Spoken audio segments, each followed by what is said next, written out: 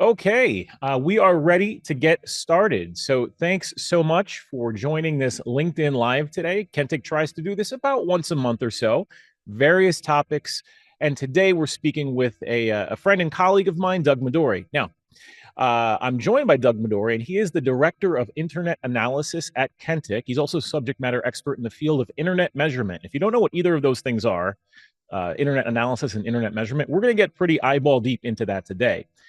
Now, you may have already heard of Doug Madory, by the way. He is a well known figure in the industry for his work specifically analyzing telemetry from the internet on pretty much a global scale. And he's also been featured in many industry, so tech news outlets, and also some mainstream news outlets as well, as a result of his work in internet measurement. So, Doug, thank you so much for joining me today. You've been on the Telemetry Now podcast with me a bunch of times. We've had plenty of opportunities to interact at work on a regular basis, and I know that you have some really good stories to tell. So, rather than introduce you, rather than go through your background and all of that, because that's a big part of what we're going to be talking about today, I'm going to dive right in since this webinar is largely about you. And so, as we get started, can you give us a quick explanation? A quick explanation of what internet measurement is and why it's important, why we should care about it. Yeah, we'll let the audience in on a little secret. Phil and I worked this. We worked this internet connectivity problem as an attention step in this. I wish. So Right, right. this does demonstrate. I'm sure everybody has experienced this one time or another of being disconnected, having some sort of connectivity problems. It affects all of us and everything that we do these days. And to understand that, that's why we need the field of internet measurement to try to understand what's going on, because it's not easy to directly measure all of the aspects of internet connectivity, and there's a whole practice of how do you try to get this information, understand it, and then hopefully do something about it, like switch to a mobile hotspot to make sure the video goes. But yeah, so that's in broad terms. So there's a field in academia. So there are people who there's conferences that publish papers on this stuff. Then there's also an area of industry, and so I'm more on the industry side. And there's a lot of crossover of people learning from each other from those from industry and academia.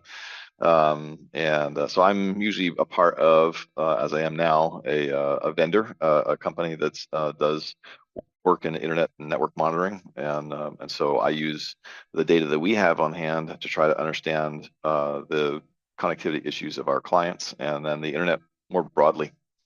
Okay. So when you say more broadly, we are talking about a global scale. I mean, you're looking at, I mean, one of your nicknames is the man who sees the internet. I remember reading, I don't remember where I read that, but it definitely stuck with me. It's a good nickname. But you are talking Yeah. about a global scale, right? Yeah, everything's in scope Yeah. as far Yeah. as parts of the world. Yeah. So I got my start doing this stuff with a company called Renesas. And so we were a small startup, kind of boutique outfit that did BGP analysis, Mhm. mostly for the service provider and telecom space.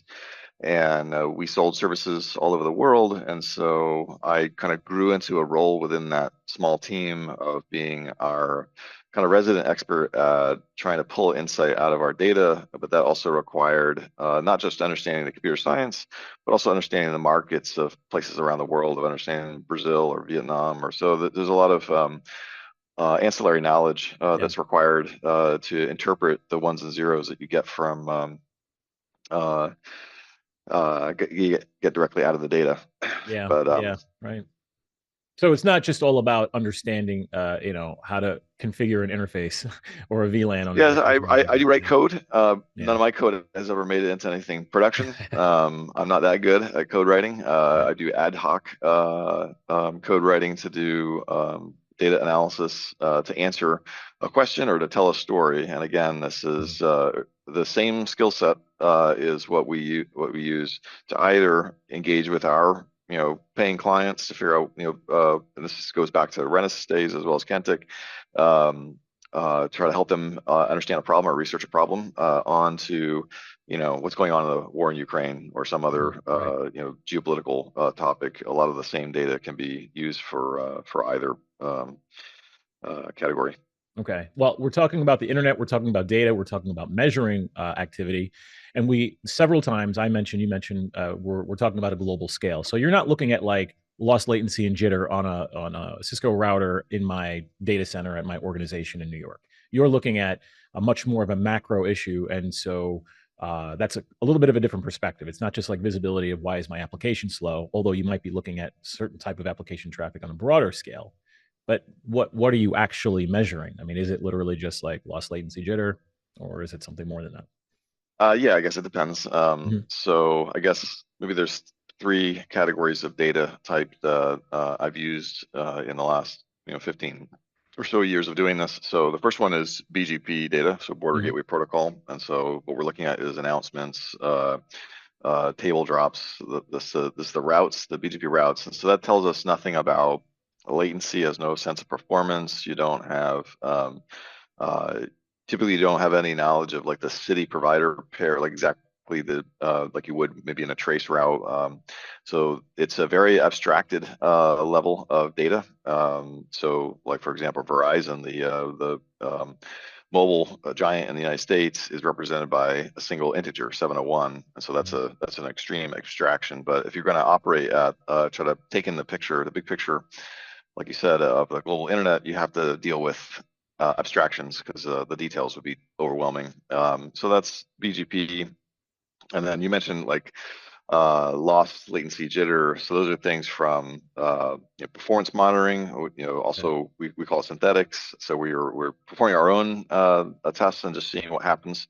We're synthetically creating traffic and just measuring what's happening there. Um, we have Kentik has its own platform for doing this. I do a lot of measurements between all of the cloud regions to look at Mhm. explore cloud connectivity.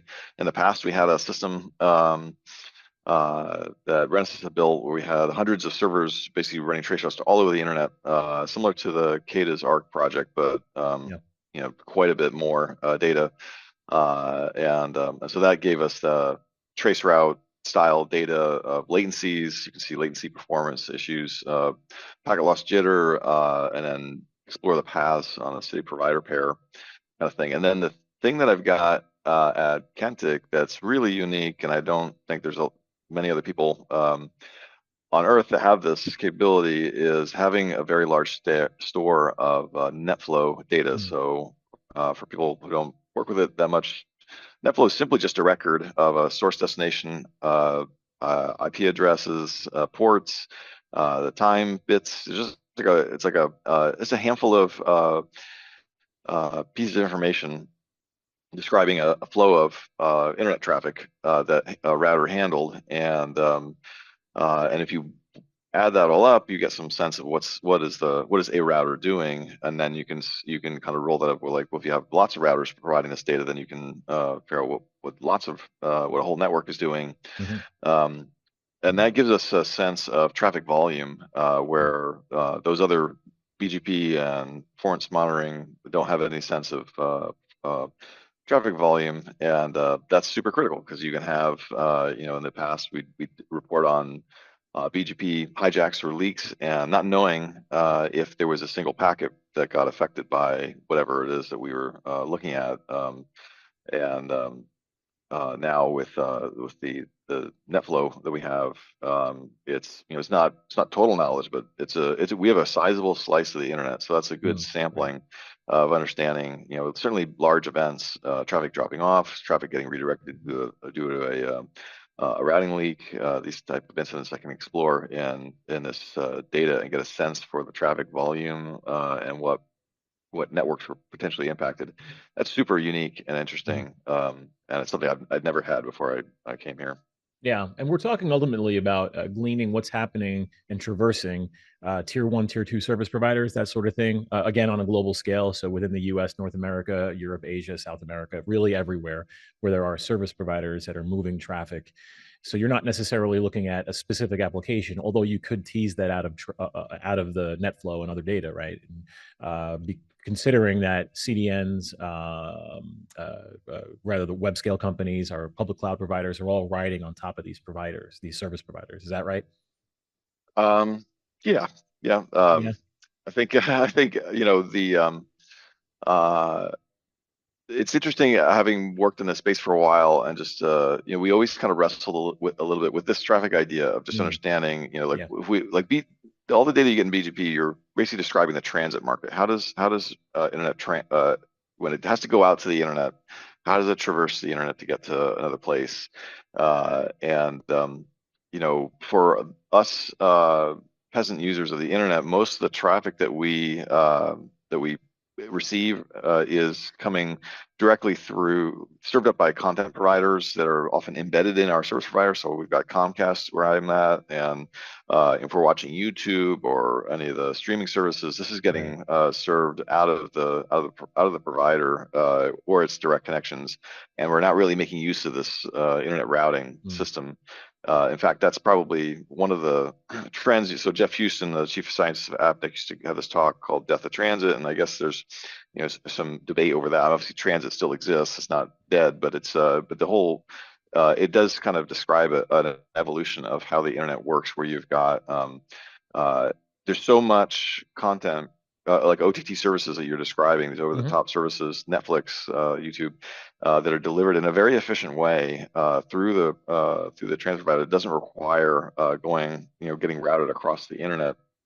That the internet itself, as we certainly us in the internet measurement field look at it, is kind of this um, network of last resort. It's just if you can't get it, because most of your stuff's going to get handled by all this the resources available from your ISP. After that, then it has to, if all else fails, it has to turn to the internet, and then all these other things like this BGP, all this internet measurement that we do. That's really just describing that, because it's not, we can't get into, inside a Comcast to figure out how it's serving, Netflix or something to a Yeah. particular customer. Anyway, so it's something to, is that internet portion now less important? Like, well, I mean, it's still required for the whole thing to work. hmm You just may interact with it less, Yeah. and Yeah. that's kind of a trend, or where we're heading Oh, interesting. going Yeah. forward. Yeah. So you mentioned the chief scientist at AppNic. Are there any notable other people, organizations? You said that there's a lot of tie-in with academia, so maybe there's some specific institutions of higher education that you want to mention that you would say for somebody that's looking at internet measurement are notable and things that they should look into as well, or people they should look into. Sure. Like so there's CAIDA, that's CAIDA. I forget how to what that stands for, but Yeah. that's at the University of San Diego, and they've been in the United States. They've been a forerunner of this topic for a long time. Mm, Now there's a lot of folks now at Georgia Tech that mhm. I'm in touch with quite a bit. They put on they support the IOTA website, which is the Internet Outage Detection Service. I don't know what that is, but Yeah. I'm bad at acronyms. But so let's see. And then I got very fortunate 2 summers ago to spend time at IIJ, which is a research institute in Tokyo, Japan. Mhm. And the background there is IIJ was the first commercial ISP of Japan, going back maybe 35 years or something, and they've always had a role in. Now there's larger providers. They still are a major mobile and fixed line provider in Japan, but they've always had a role in being a steward of the internet Mm. in Japan, and a role in that in Asia, and um, so they have a research group, and yeah, I got to go spend a few weeks with them in Tokyo a couple years ago.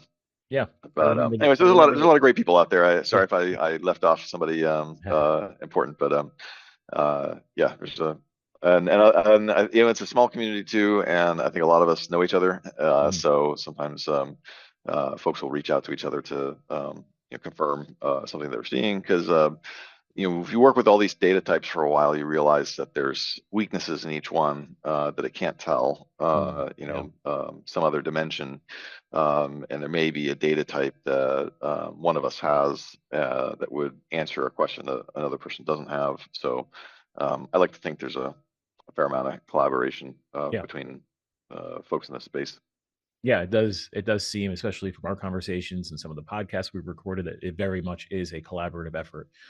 Now, but before we pivot to your background and you personally, I do want to ask this one last question about internet measurement. Why do we care? Why is this an important thing to do? Well, I guess I usually start off saying, in our moment of human civilization, the internet is probably our defining technology of what is organizing society today. So it's Yeah. a pretty important thing. Obviously, there's businesses. There's no business that doesn't use the internet in some way, and there's no person, certainly in the developed world, that doesn't regularly interact with the internet in some way. So it's quite important to all of us. And so then Hmm. for those folks, for those companies that are in the service provider space, then they're providing service. They need to know if there's a problem. They're going to need tools. They need to understand what's going on. And yeah, even though the internet is kind of almost ubiquitous now, there's still like these little pockets of expertise that are fairly shallow. And like I think of the various BGP experts in the world, they're probably all friends of mine, and we probably all like know each other. And Yeah. there's not that many. Like there's when stuff happens, we'll kind of ping each other. Like for example, yesterday there was an outage in India. There was in the course of this outage, the provider announced a lot of more specifics. So they look like we call it a deaggregation of routes. It's a little unclear. One thing that I've always been hitting on when these things happen is the thing that we see in BGP a consequence, or was it the cause? Because it's Mm. not that you can also be there's a router meltdown and we're just watching the after effects. Yeah. So we want to make sure we get the causality correct there. And so I had a couple people, somebody from Amazon and another researcher from India pinging me about looking into this. So Yeah. um, but there's not that many people who spend as much time with it as I do over these past decade and a half of just having this be my job, where I'm just Yeah. looking at this stuff all the time. And um, Yeah. yeah, I've kind of developed some techniques along those in Mhm. that time, as anyone would. Yeah, and certainly there's some geopolitical, societal, on a macro scale, ramifications to internet measurement. I mean, I've read your blog posts and talked to you about things like seeing internet shutdowns in Northern Africa, in Southeast Asia. I remember when you wrote several pieces on like Crimea, Ukraine, those sorts of events. There's a lot more than just like getting access to businesses. So yeah, really important stuff. Let's pivot now though, to you personally, because I do want to understand where you came from and why you got into this, especially because there are so few people doing internet measurement as as a very focused endeavor. So, a very broad question. So feel free to take it any way you want. How did you get into internet measurement as your career now? Let's see. So I guess I mentioned Renaissance, but maybe I'll go a little farther back. All the way back. Yeah, I'd love Okay, to so hear how you got into tech in general. Let's start with there. Like, where did you grow sure. up? And you were born at a So I very grew young up in age. yeah, I grew up in Poughkeepsie, New York, Yeah. which is the headquarters of IBM's mainframe Hmm. plant, and my father worked there for 35 years and did software development for mainframes. And so I in the 1980s, I grew up. We always had computers in the house, and I thought that was normal. I thought everybody did, but it wasn't the case. So we had the very first, PC, the original PC in the house. We had a couple others that didn't end up working very well. My brother and I had PC Juniors when they tried to market to younger people. That also was a product flop, but my brother and I used those things quite a bit, mostly playing games. Yeah. So I would, I got used to navigating around the DOS prompt because the operating system it was almost as akin to a Linux prompt. Now there's no Windows at the time, so you need to, uh, you know, navigate to your disk and kick off a game, find the exe file and stuff, and then every once Hmm. in a while the games wouldn't work, and so I called my dad and he'd be like, I don't know anything about this game. How am I going to troubleshoot this? And I was like, I don't know. Somehow you seem to do it, and then he would sit there and fix the game, and I it was an interesting like window into just as an engineer or as a computer engineer, how do you approach a technical problem, even knowing nothing about the domain? How do you, all right, like let's recreate the problem. What potentially could be the issue, and then and so he would get these things, get my games going again on those the early IBM PCs. But so then we didn't have a ton of money for college, so I applied for and got a Air Force ROTC scholarship Okay. to attend the University of Virginia. And I majored in electrical engineering. So the it was a computer engineering curriculum. That's what they have now. The degree didn't exist at the time. Now you would so it was a mix of like digital logic design and software development, and so that was the Air Force paid everything for that, and then I was on the hook to be an officer in the U.S. Air Force for a minimum 4 years following. And I didn't really have a lot of networking experience in or education in undergrad, but my first job in the Air Force was as a network engineer, and it was dealing with mostly Cisco equipment. So I went through the industry training, the industry certification path. Got really into it. I thought this is it made a lot of sense to me, and Hmm. Yeah. it was very appealing. I liked it a lot, and kind of got away from that. So that was my first assignment at the Information Warfare Center in San Antonio, Texas, and then the second assignment was as a flight commander.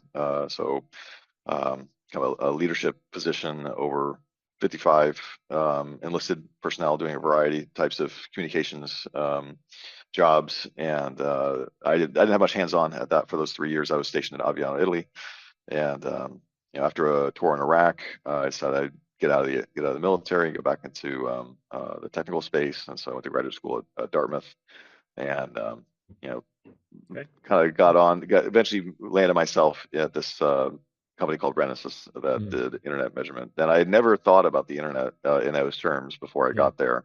And once I saw the work they were doing, I was like, wow, I can get paid to do this. This seems really fascinating. And uh, yeah, I continue to hold that position. It's pretty fascinating stuff. Yeah. Is that what you studied for your graduate work at Dartmouth?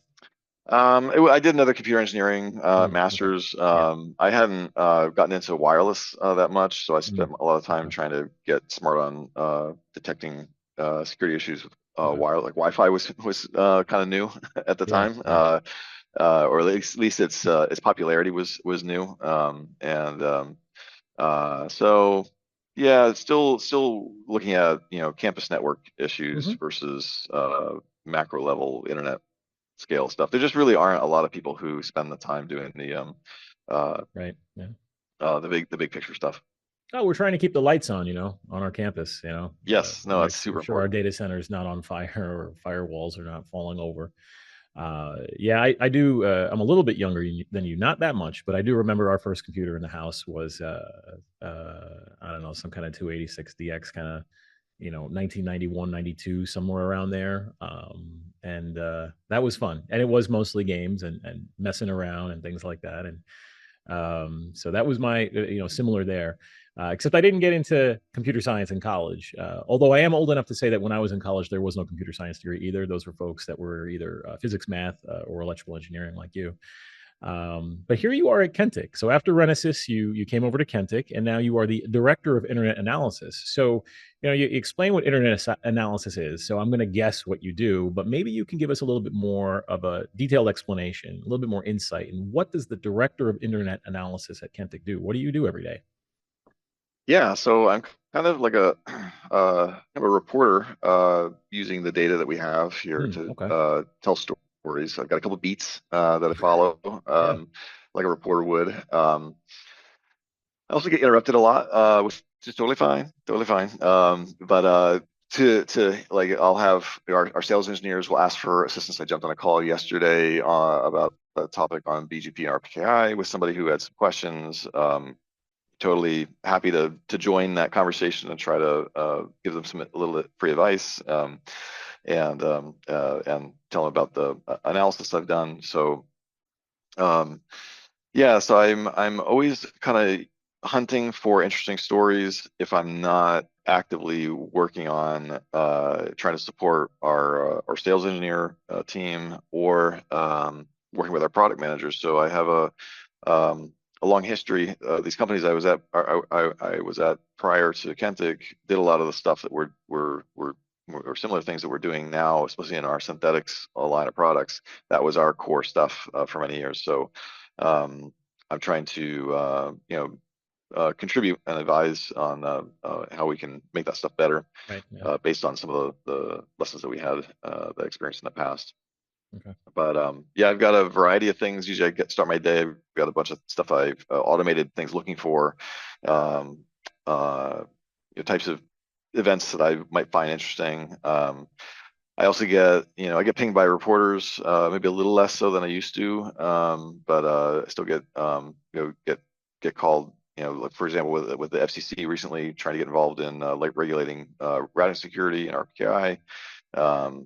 I've had to get on a couple calls to try to explain these concepts and what's Interesting. happening Yeah. to what are the security risks in routing security, which uh, yeah, it's a challenge to try to convey this stuff to the non-expert, even within our own circles of Sure. Yeah. experts. There's various levels of understanding, but then trying to uh, explain some of these things, especially when they get very nuanced. Like I would argue that routing security is a very nuanced thing. This is not like a one problem that will get fixed by one, technical solution. This is going to Yeah. be a handful of things that may take many years to roll out, and we've made a lot of progress, but it's far from solved. And um, trying to choose the words correctly to tell that story is I think it's a challenge for all of us. Just try to not overstate some of these solutions and um, but anyway, yeah, Yeah. yes, I'm conscious of trying to figure out not to neglect some of these hot topic geopolitical events that are going on. Been Mhm. trying to get back into digging into interconnectivity in Ukraine, which I spent a lot of time, certainly in the first year and a half of the war, documenting and writing on.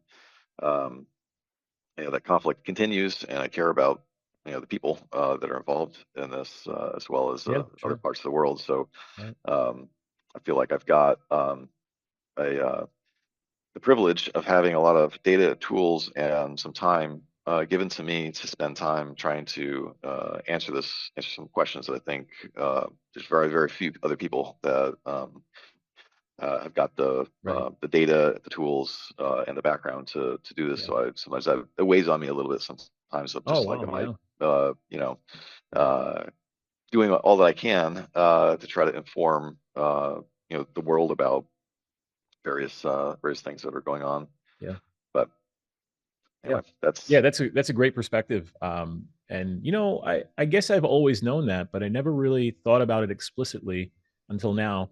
Just you mentioning it there. The answers to the questions that you're asking affect millions of people, or potentially can affect millions of people, or many tens of millions, or even hundreds of millions, depending on the scale of a submarine cable outage or a Facebook outage or whatever it happens to be. yeah. So yeah, really interesting stuff. What information are you looking at today, though? You mentioned BGP, looking at prefixes being withdrawn or whatever, and then you mentioned net flow, and I assume other types of flow data. Is that what you're looking at predominantly today? Is there anything else? Yeah, I would say BGP, NetFlow, and performance monitoring. So we have a grid set up where we're doing measurements between every region of every cloud to every other region of every other cloud. So that Okay. creates a casts a wide net and it catches a lot of things. Yeah. And so I've sometimes with these tools, you set it up and you get you have an embarrassment of riches. So you get too many things that are happening, and it's too good, and you have to sift through all the results. So that's the state I'm in with Yeah. that project. But um, uh, yeah, so I guess one area that I've focused on the last couple of years with our friend Joe Snyder's over at Fastly is trying to um, come up with methodology to measure where we're at with RPKI ROV adoption. This is a routing security mechanism that has been promoted for a number of years. Job was one of the biggest promoters of this many years Yeah. ago, and Yeah.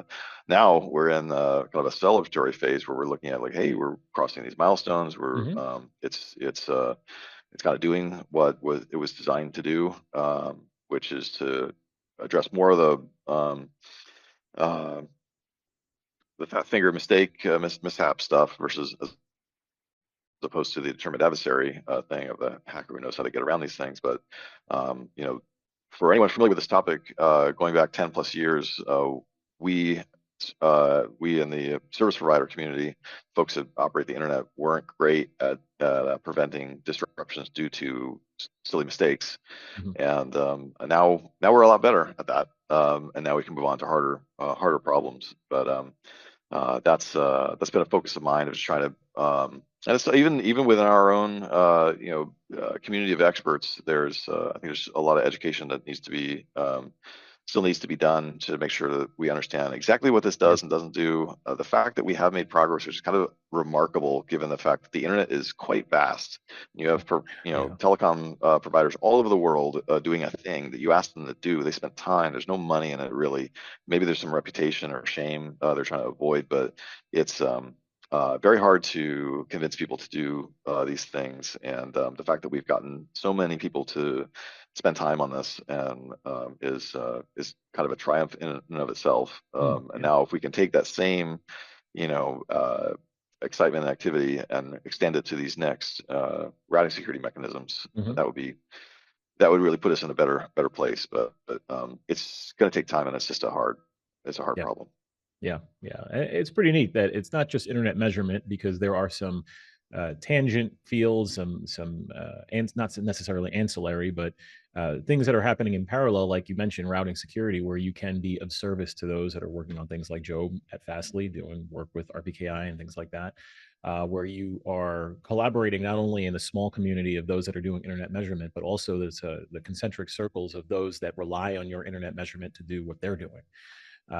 So that's really neat. Yeah, on that, I Really, mean, even yeah. I think one thing. So for many years, I was probably one of the main people writing about these routing Mhm. mishaps, and that Yeah. was my thing. Although after a while, it became a little bit unsatisfying because I felt like Hmm. there's no progress being made. What Oh, good okay. is any of this? Is there something I could do that would help the solution here? Because otherwise, I'm just writing about yet another Yet outage another. Yeah. or routing leak. So, a number of years back, Job and I got connected up and we've been kind of collaborating. And have seen him as one of the main people who's out there Okay. actually trying to create a solution and push a solution Yeah. to improve things.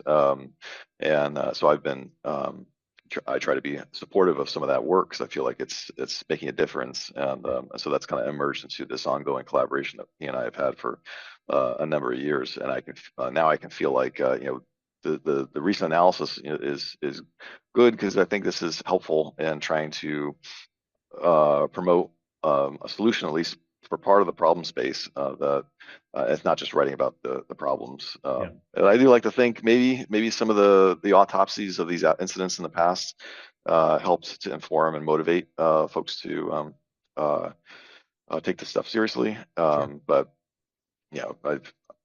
I'm glad to be trying Yeah. to work on the solution as well. Well, creating a solution, coming up with a solution is probably going to require a close understanding of what caused the problem, and your post-mortem analysis delves into those kind of things. And you and Job did a couple of Nanon presentations together, didn't you? Or at least one. Yeah. Yeah. So we published some stuff together on the blog. I mean, we have a history going back prior Yeah. to Kentik as well. We Mm. had collaborated on a couple things in the past. Uh, for those who've been in the space for a while, you might remember there was a network out there, a support GE's network called BitCanal. It no longer exists, Hmm. but it had become kind of a service provider for bad actors on the internet, and they did a lot of things. One of them that was most notable that kept putting them on my radar was they were doing a lot of BGP hijacks. Mostly, I think this is to generate spam or untraceable connections, but that was where you would go to for that, or one place you would go to for that kind of service. And uh, anyway, eventually it bubbled up. I had written about them a few times. At some point, a movement got started where people were trying to disconnect these guys because it was just a known bad entity. um, Job and I in the back, started a discussion of like tracing all the connections and making sure we could figure out where these guys connect back to the internet. As they were getting cut off, they were reconnecting in other places, and we were able to make sure no transit provider would provide them service, but also the internet exchanges that they were present at understood who Yeah. they have on their platform and booted them. So it was a successful, you know, cutting off of a bad actor. Not something that scales. It hasn't really happened since, but I think that was one of our first times we were working together closely and trying to figure out how do we make things better, Yep. make the Yep. internet better. Yeah. So I'd like to shift now, just for a few minutes, get a little bit more technical. Basically, I'd like to know what tools that you use to do what you do in internet measurement. Are you just like ingesting a full feed into your house from route views or something, or from some route server? What do you use? And I assume you mentioned synthetic testing, synthetic monitoring. I assume you're using Kentik synthetic testing since that's who we work for. But what are you using to as far as your sources of information, and then also to ingest it and then to munge it at home? Sure. So for the NetFlow data, obviously I'm using Kentik's NetFlow data. We have an agreement Mm, with many of our providers that yeah. the data can be used in aggregate, so they're not identified. There's some rules around that that I have to follow, but it actually is fine because it doesn't affect the kinds of things that I'm trying to do. So there's no problem there. Yeah. And then I'm using, Data Explorer is Kentik's tool for navigating this data. I have a special version that allows me to pull in a much more like all this whole corpus of NetFlow data, and it's pretty neat. It's quite extensible. It is like the number of dimensions and things you can use to navigate through the data is unreal. I think I've only ever used maybe 2% of all the functionality that's in Yeah. this thing. But I it's very good. It's there's nothing like it, and I definitely spend a fair amount of my time on that. Um, for the B2B data, I've got uh, I've got a little sandbox server that I play with. I have a feed coming in from route views out of the Okay. University of Oregon. I'm pretty close with those guys, and then I have a bunch of tools that I've built myself that are my own kind of personal tools, as well as some stuff that we've built in the Kentik product on the BGP side. And then the Mm, performance monitoring I mentioned earlier, we have this setup where I'm pulling in data from every cloud region to every other cloud region, and looking for anomalies. And interesting. for every time there's a excuse me, every time there's a submarine cable cut in the Mediterranean, the Red Sea, Indian Ocean, it affects the cloud providers as well. Yeah, So sure. if you can find, because they have to use the same cables that the rest of us do, and so then sometimes it can be a helpful way to pick out the timing of a cable incident as to check what happened with the cloud providers between when they traverse that same geography. Mm. Yeah, you've actually done quite a bit of writing and analysis on submarine cable cuts, turnups, just the activity going on over cables, which has always been really fascinating to me. So, on that note, what kind of events are you catching in the data? Of course, we talked about submarine turnups, cable cuts, and then you talk about performance monitoring among the public clouds. What other kind of events, the data does the data point to that you're seeing? Other than the ones you just mentioned. Yeah, um, other than those, I mean, well, we kind of alluded to a few thus far over the last half hour, but I'll give it to you. Let me think, because that you covered a lot of it there. I mean, there's a lot of it's trying to dig into outages, understanding what we know about outages. You mentioned the submarine cables, and Mhm. I'll just make a comment about that. So I got into that. My first big one was the spotting the Alpha One submarine cable to Cuba, Mm. which the Cuban government, within about after a couple of days, confirmed our report. That we got a fair amount of news coverage of that incident, and then since then I've had an association with the internet in Cuba and been covering things that take Mhm. place there. It's kind of a unique situation. But then the most recent one was the submarine cable to St. Helena is an island in the South Atlantic, with its own history of issues with connectivity. And I think nowadays, for the folks in the submarine cable community, they know this is kind of something I do. So sometimes people will reach out. I try to keep track of. There's not that many of these anymore, but try to keep track of the places where there's a new cable going in that may make Yeah. a big splash. And Pardon the pun. so yeah, right. So St. Helena is definitely one. A while back, I had spotted the activation of submarine cable going to Somalia that landed Mm. at the airport by Mogadishu. On that one, unfortunately, I had to kind of sit on that because there was a security concerns with the folks, the technicians that were there. I had met the CEO of WIAC at a submarine cable conference, and when I spotted the activation, I let those guys know that I saw it. I was writing something up about it.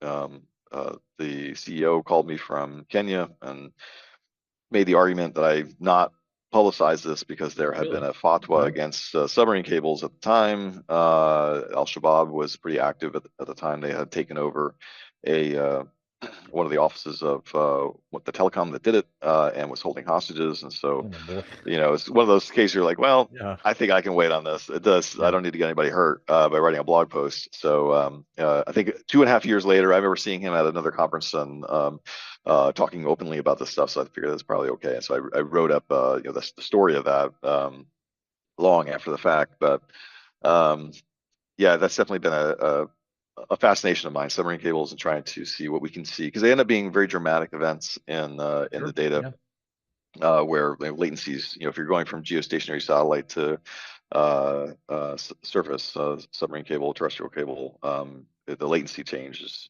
usually Yeah. significant, and there's lots of ways you can, like the St. Helena case, we had lots of ways we could measure what the difference was. Even in traffic volume, we saw an explosion in traffic volume because the capacity now was far Yeah. higher than Of the course. geostationary Right. satellite service that they had. Yeah. Yeah, and I have to imagine since you're looking at like all the public cloud providers, or at least the connectivity among them, that you can see some of our favorite applications that live in multiple cloud regions. Like if there's like a major Facebook outage in a particular region or something along those lines, right? It depends. It It depends. depends. Okay. Well, what do you mean? Well, I mean, if you have something, I mean, Facebook would be potentially a difficult thing to if only Okay. one Interesting. location had an outage.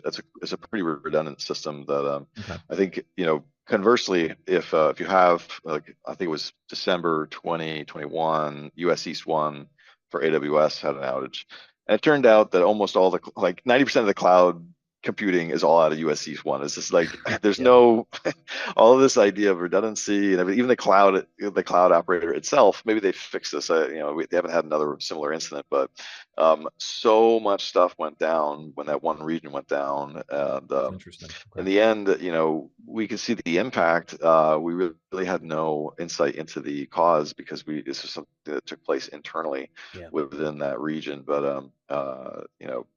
like I said, we wrote up something about that. I think I was on Fox Business News on that for that Hmm. outage in particular. Yeah. Just talking about, is this a risk? The popularity of cloud computing, and kind of came to its defense in that case of just like, I would probably, it's hard to measure, but it's probably the fact that so many companies can just outsource so much infrastructure Yeah. to a Right. cloud operator who can do Sure. it at scale. Uh, if we could somehow add up all of those little companies, if they were doing it on their own, the outages they had, I think on net, we're probably, even with that, large outage notwithstanding, we're probably still coming out ahead. It certainly costs a lot less, and we can deploy things a lot faster. Sure. So Yeah. The anyway, cost benefit is but still yeah, there. like yeah, so the distributed globally distributed services, that could be tricky to tease out. Like, I mean, with the Facebook outage of October 21, I mean, that was just a total global outage. I mean, So that was it a big one. didn't require a lot of nuance. Yeah. Sorry, say again. I was just saying that was a big one. That was something that even I remember, and I don't pay attention to Facebook. Yeah, I mean, if you go on the Wikipedia page for the outage, the graphic I made is the graphic image for Oh, the really? Wikipedia Really? That's page. Oh yeah. interesting. Yeah. We had good insight into that because this is Kentik, we have an OTT tracking service, so we use an integration of a DNS tap with certain service providers and NetFlow, and we're able to combine that to understand how different services are provided, like OTT services. So like I mentioned at the beginning of the conversation of how so many services through your ISP or your service provider are getting handled through internal caching and stuff. Well, this is a capability that allows us to peer into that, and regardless of how Netflix gets delivered, whether it's a embedded cache over transit peering exchange, we can track how that traffic got Right. arrived, Right. Right. and that gave us put us in a good position to really see the outage, the Facebook, WhatsApp, Mm. Instagram outage, and yeah, that was a big story for us. Yeah, yeah. I mean, the reality is that people rely on that for their businesses, and small and large alike. So it's not a trivial thing. It's certainly very impactful on people's lives. But I got to ask, over the years. So you mentioned, the Facebook outage, and what was that in 2021? You mentioned Ukraine, some submarine cable cuts and turn ups. You mentioned St. Helena or Helena, however it's pronounced. Is there anything that you would say is like a funny story, humorous story that you were able to mine out of the data over the years?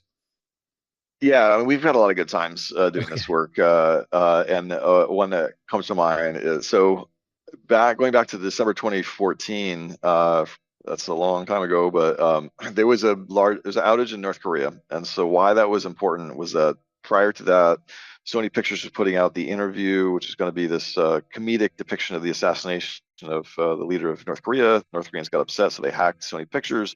At the time, President Obama gave a speech saying, "We're Hmm. going to, more or less, me paraphrasing his words, we're going to do something at a time of our choosing back to those guys." And then the following day, North Korean internet goes down, so everybody's kind of putting the pieces Hmm. together, and it became Yeah. the biggest story. And so I worked with a guy named Marty Williams, who was probably the biggest open source expert on North Korea, and he and I are still in touch, and we used to collaborate on a lot of stories. But so there was that one, and then no, I was going to say the one that comes to mind is I don't remember how many a year or two later after that. I was at Dyn at the time, so we had a pretty good internal passive DNS service of just picking up new domains as they're showing up. I had created a little thing to send me an email of all of the new domains for different geographies or networks that we had never seen before. This is the first time anybody's ever seen it.